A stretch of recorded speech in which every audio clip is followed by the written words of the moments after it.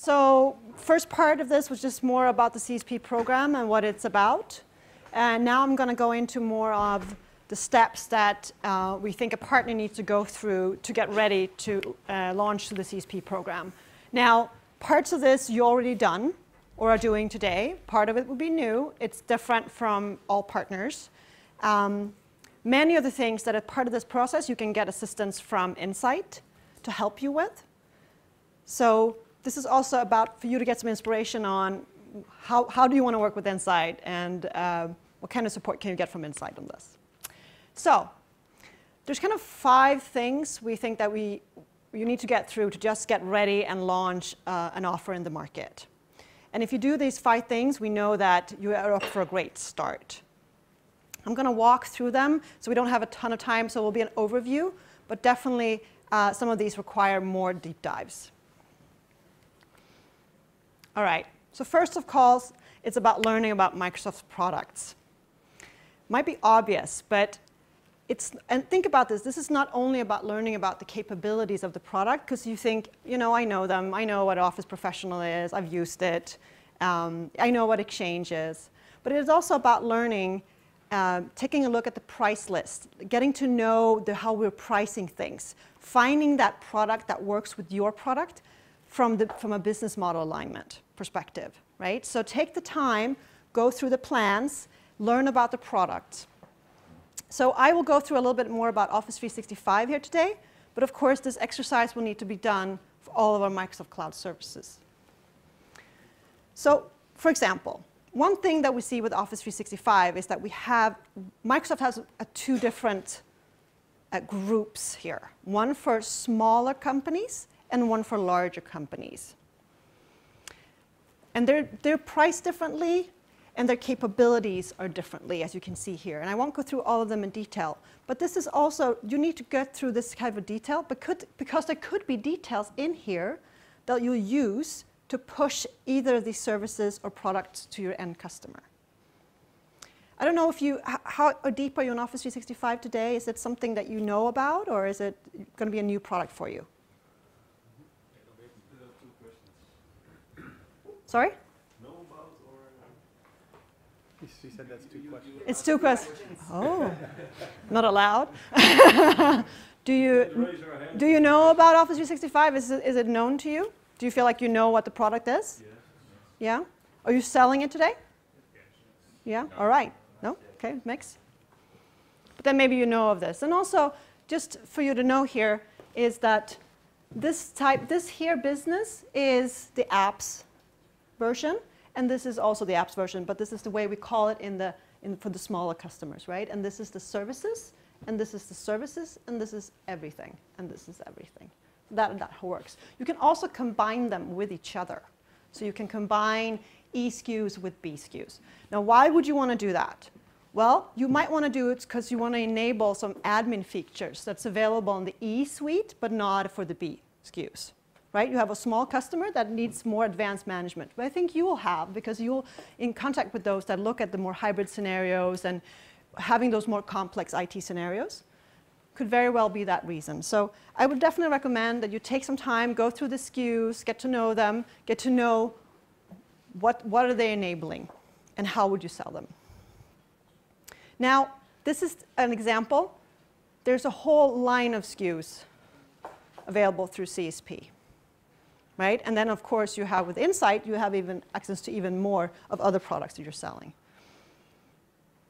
But we see customers or partners that are selling only Exchange Online, for example. Or we see partners that are selling the suites. It's different. It all depends on what works with their business and what works with their services or their products they're selling.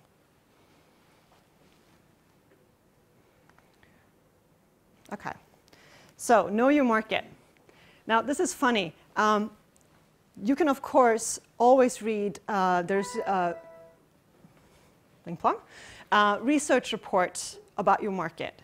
And you can find out more what the trends are going, and Microsoft provides some of that trends, and we have IDC, and maybe you have a local here in Holland also to give you that insight. But what we've seen is really helpful is you figure out why a customer goes to you. Why do they buy things from you today? You think about that. Do you know that? Right? And if you don't know it, you can actually do a survey. We have partners that have done surveys and asked, so why would you choose to go from us? Because if you know that, it's much easier to develop an offer that you know will work because you have a profile. Maybe it's an unintentional one, but it is the reason they come to you. It could be a local presence, or it could be you have awesome service, or you have a great trust relationship with your customers, but there's a reason for it. And for example, we have partners that have a high security focus, right? That's the reason they go, the customers pick them because they focus on security. Then you might want to choose to pick the security features out of Office 365, for example, to position the most with your messaging, because that's how your customers think about you, and that's how they would want to think about you in the public cloud as well.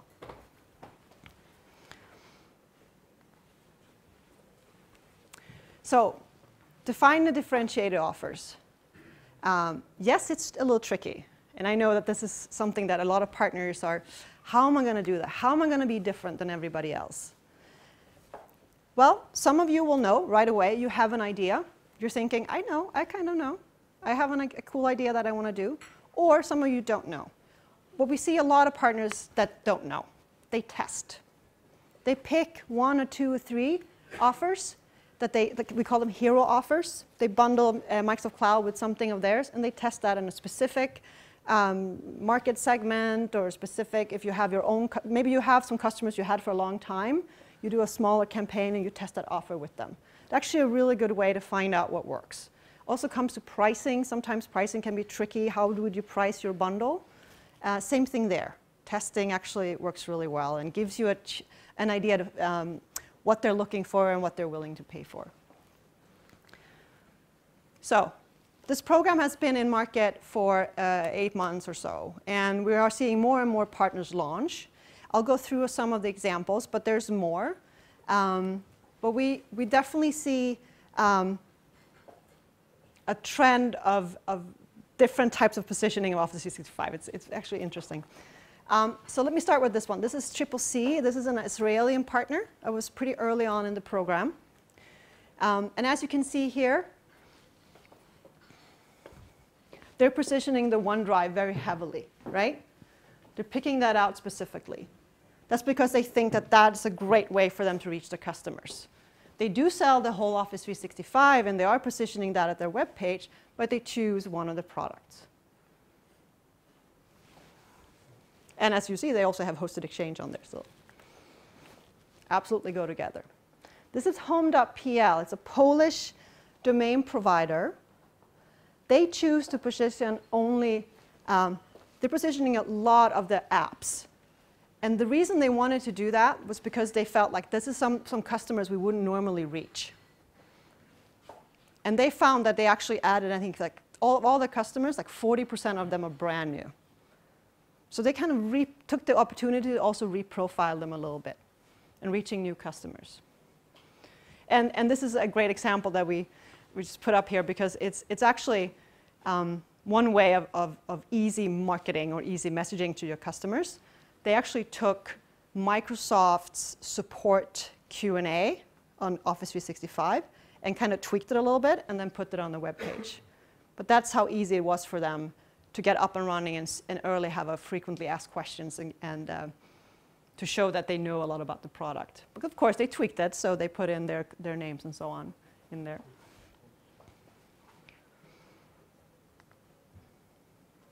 And then we have ShareWeb.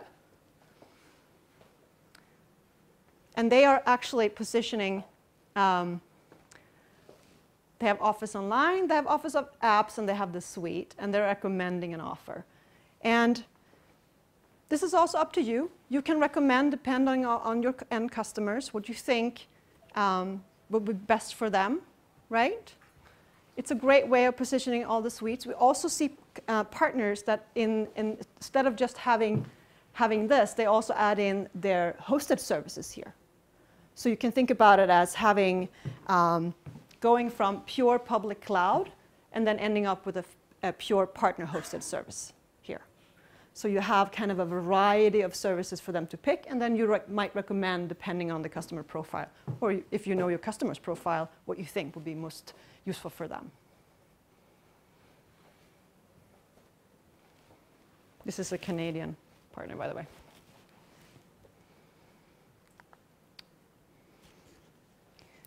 Another thing that we also know works really well is if you can find a capability in our cloud services that speaks to a specific vertical, right?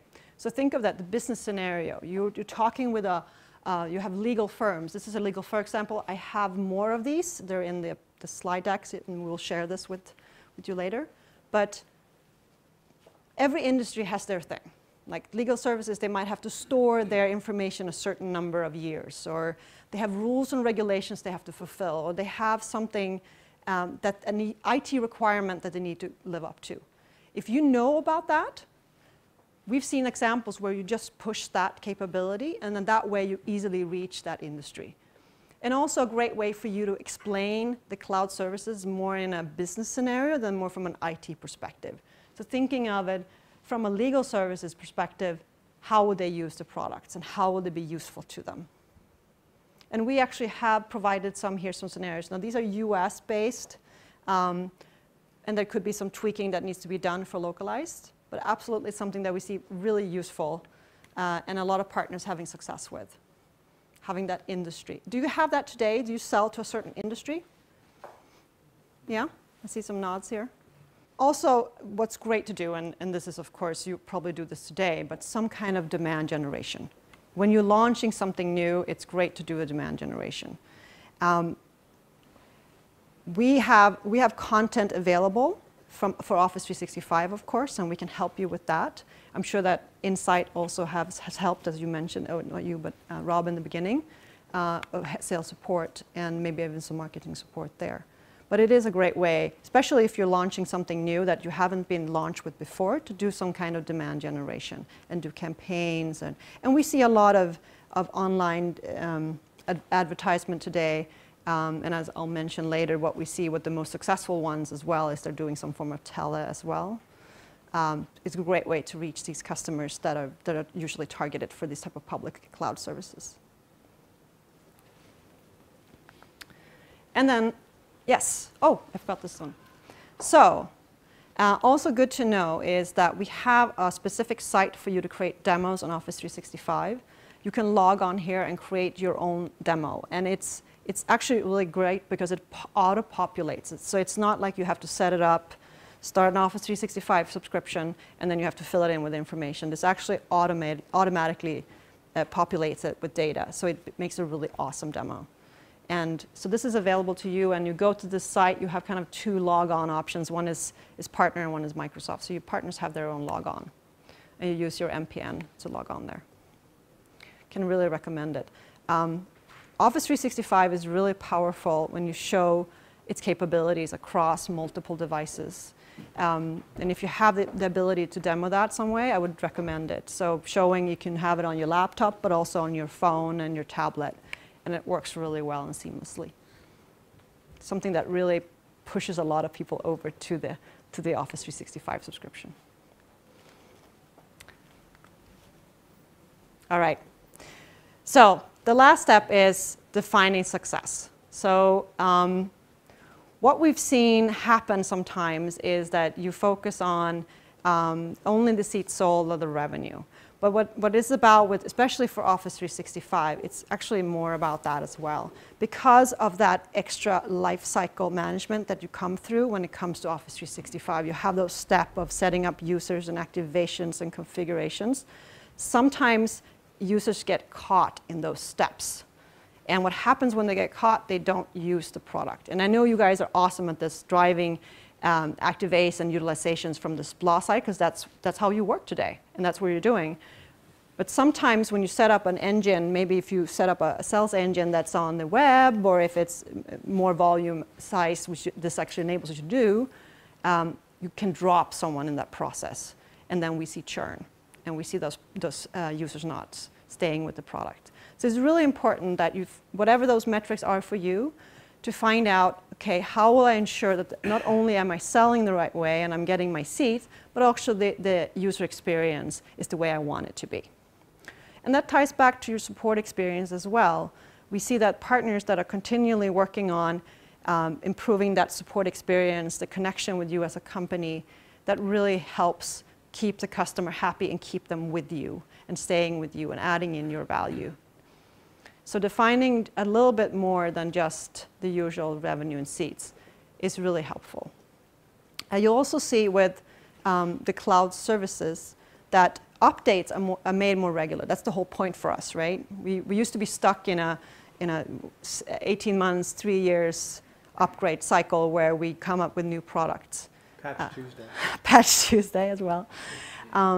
Office 365 and cloud services, and I'm sure Azure and all our other services as well, are updated on a more regular basis, which means that the end customer experience could change, the admin experience could change, and you need to stay top on that when you're working with these products.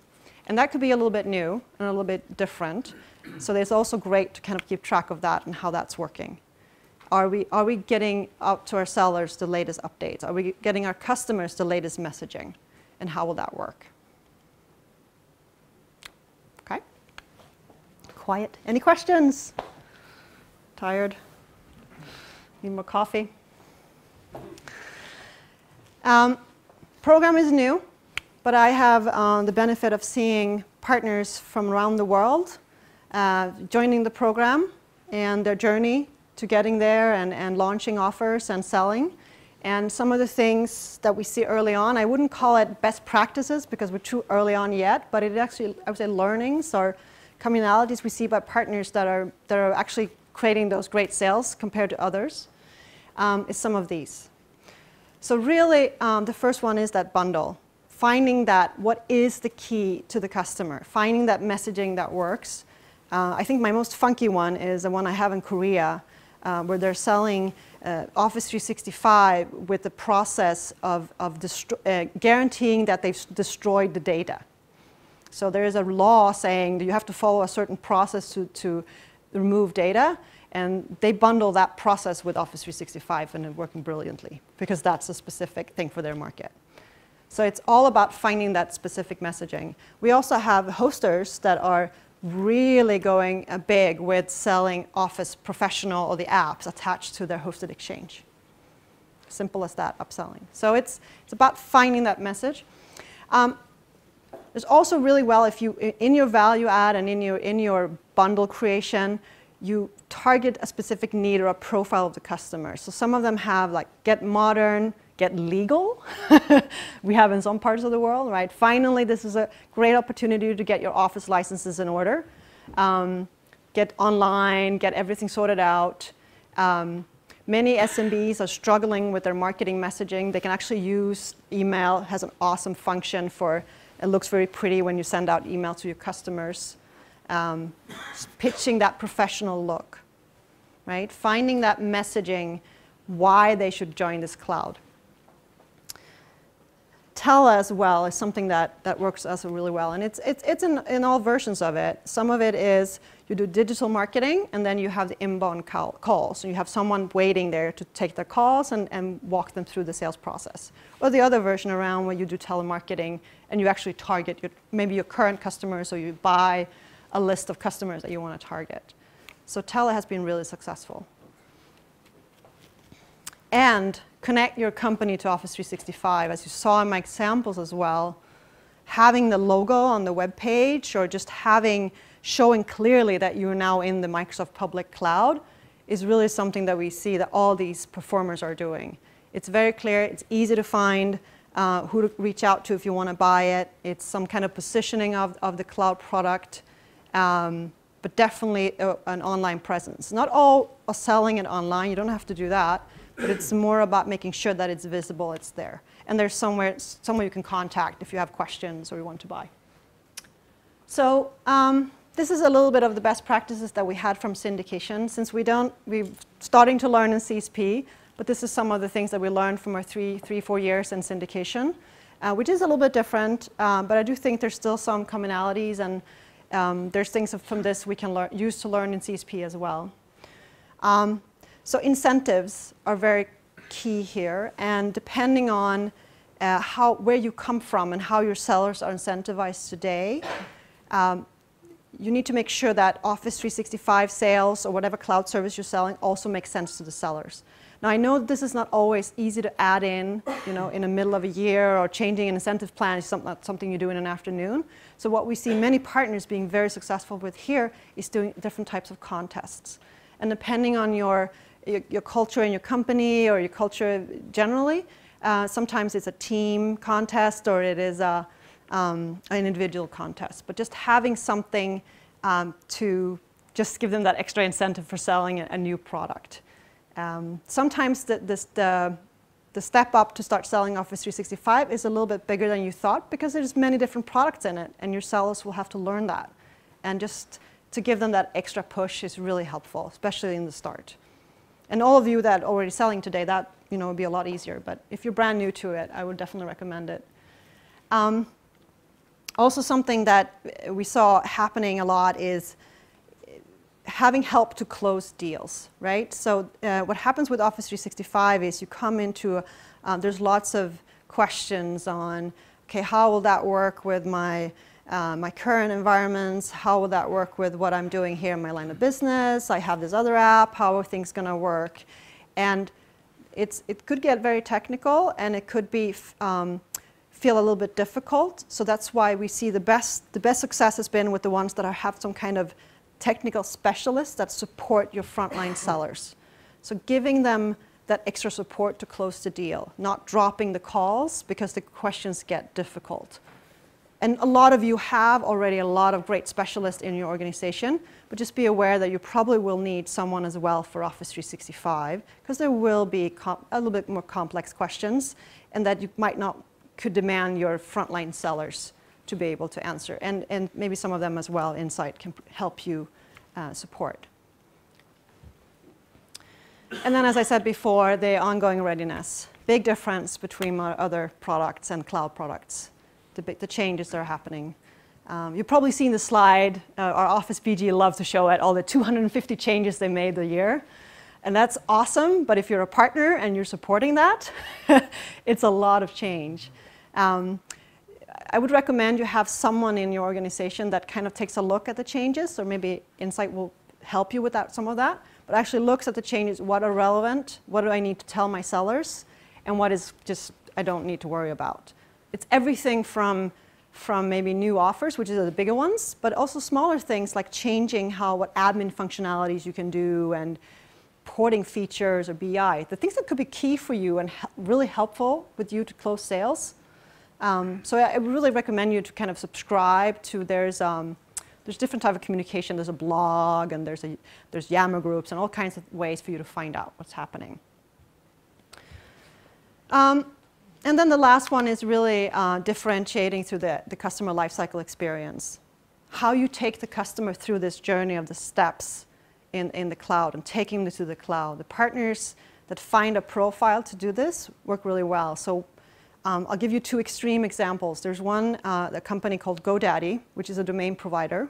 They do this completely automated. It's all automated, but they do still have someone you can call in and help if you need the help.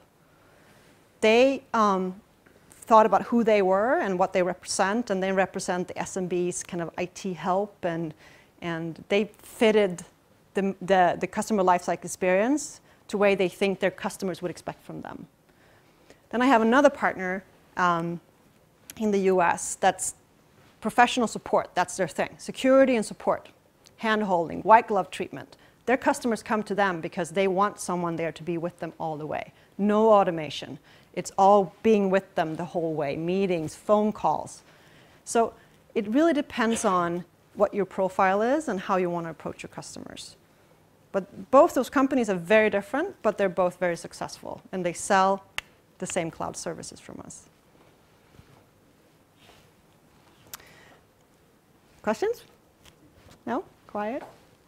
All right, let me see. I have 15 more minutes. So this is kind of my last slide of this, of how you, after you join and you sign up, and then what you need to go through and some of the steps here. And I'm sure that Insight will be able to help you with that as well. What my next slide is about is a little bit of what it takes to make all the back-end things work. So why am I bringing this up? Well, because we've seen some partners that haven't done this, and they have a trouble joining the program, and I want your experience to be as good as possible. So I'm just going to cover this in an overview, and you can look at the slides later. But to be able to make all the technical back-end functionalities integrate with each other, there's some things you have to go through. So you have to be a member of MPN. Are you all that? You all MPN members? Yeah, Microsoft Partner Network, right? And you have to agree to something we call the MOSPA. Right, so let me jump to the next slide here. The Microsoft Online Service Partner Agreement. And if you're relatively new to MPN, you probably click this when you join the program. But if you didn't, this is new, so if you joined a long time ago, you might not have accepted this agreement. So I would recommend you to check that you have this to make sure that this will go smoothly as you can. But otherwise, if you sign up today, this is what it looks like. Right? So a lot of this to manage the customer lifecycle means that you will need to get delegated admin rights from the customer. So the customer will have to give you the rights to manage their environment. And so you can pretty much imitate them in the tool, in the Office 365 portal. And to enable you to be able to do this, you have to do a few steps on MPN as well. And I did this on myself. I have my own little MPN ID, so I tried this on myself. And I must say, it was a little tricky for me to find. But you go to this link here, Microsoft.com, MSP PDD. And then it's under Microsoft Online Services. You get these three icons under Software, Keys, and Licensing Benefits. And here it is. So you click on that, and then you get Partner Features.